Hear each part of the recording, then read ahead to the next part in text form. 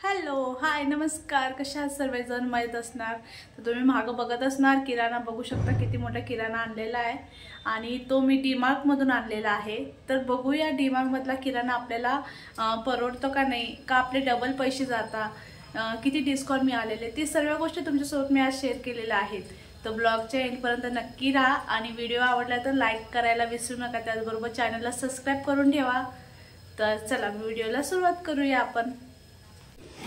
तर ह्यावेळेस आपली जी डीमार्टची लिस्ट जी असते आपली ती जरा छोटी भेटली, नाही तर काय होतं ना, आपण मॉलला वगैरे जावा इतकी मोठी असते ना, खूपच मोठी येत असते, पण ह्यावेळेस बघा जरा छोटी आलेली, सामान पण भरपूर घेतलेले तरी पण छोटी आलेली आहे।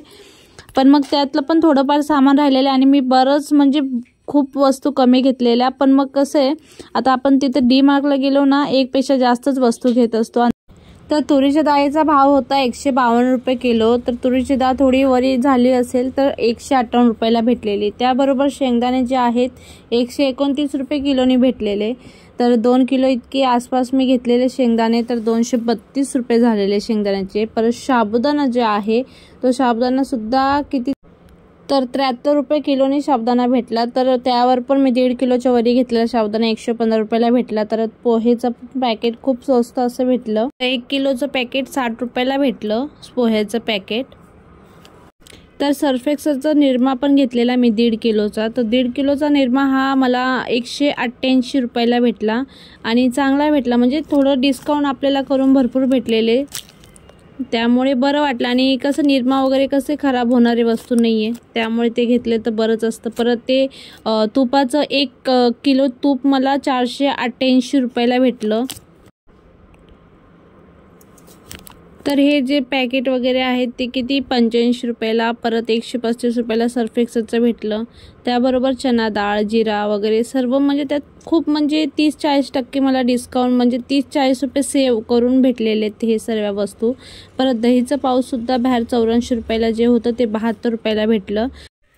तर डीमार्टमध्ये किराणा भरणं म्हणजे काय की आपल्या मनाने आणि आपल्या हाताने आपण घेतो आणि आपली जी लिस्ट असती ना किराण्याची, त्यापेक्षा आपण डबल किराणा घेत असतो। भलेही त्यात ऑफर असले तरी चालेल, पण मग काय होतं आपलं, आपण डबल वस्तू घेताना आपले अजून डबल पैसे जात असतात।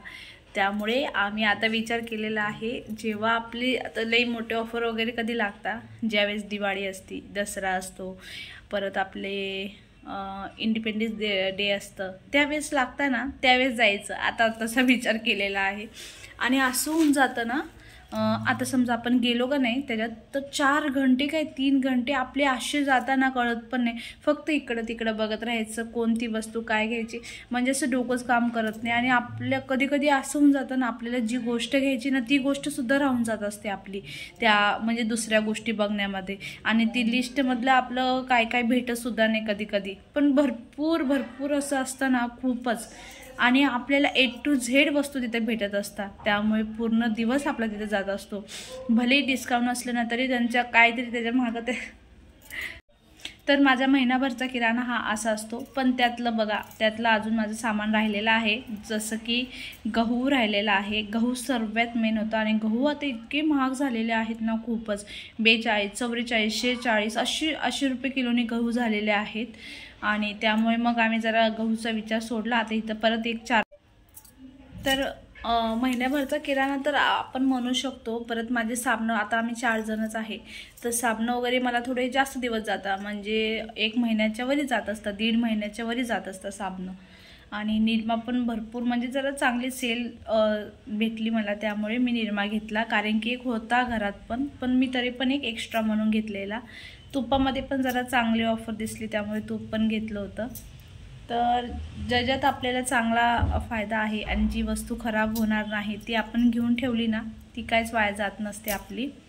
तर एवढा सामान मी घेतलेला आहे आणि त्याबरोबर साखर वगैरे भरपूर असं आहे। ज्यावेळेस घराची पूजा होती ना त्यावेळेस भरपूर भरलेला होता किराणा, तर त्यातले मसाले वगैरे भरपूर असे घरात आहे। परत तांदूळ वगैरे पण आहे, फक्त गहू नाही आहे, गहू संपलेले आहेत, गहू फक्त घेऊन यायचे।